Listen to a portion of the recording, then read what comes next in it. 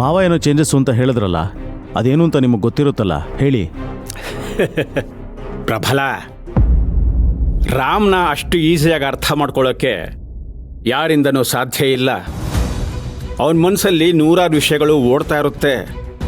ಅವನು ಯಾವುದನ್ನು ಪೇಪರಲ್ಲಿ ಬರೆಯೋದಿಲ್ಲ.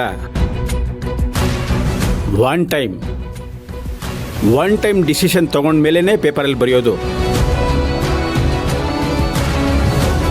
ಆದರೆ ಒಂದಂತೂ ಸತ್ಯ, ನಮ್ಮ ರಾಮ್ ಡಿಸಿಷನ್ ತಗೊಳ್ಳೋ ಸ್ಕಿಲ್ಲಲ್ಲಿ ಅವನ್ನ ಯಾರು ಮೀರ್ಸಕ್ಕಾಗಲ್ಲ. ತೇಜು, ಮಾವ ಯಾರಿಗೆ ಯಾವ ಕಂಪ್ನಿ ಕೊಡ್ಬೋದು?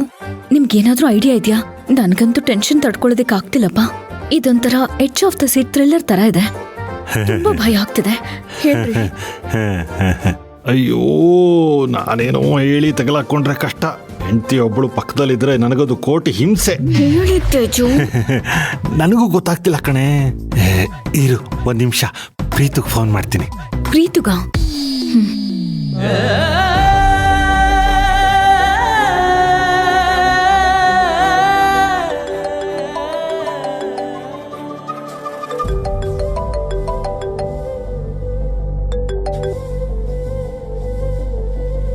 ಹಲೋ.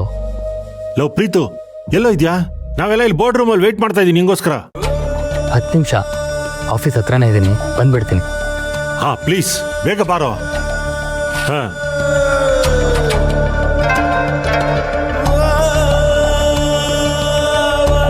ಅಕ್ಕ, ಅವ್ನು ಬಂದ್ಬಿಡ್ತಾನಕ್ಕ, ಇನ್ನು ಸ್ವಲ್ಪ ಹೊತ್ತು.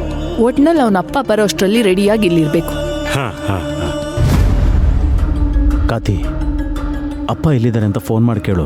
ಅವ್ರು ಬಂದರೆ ಅಲ್ವಾ ಮೀಟಿಂಗ್ ನಡೆಯೋದು. Excuse me.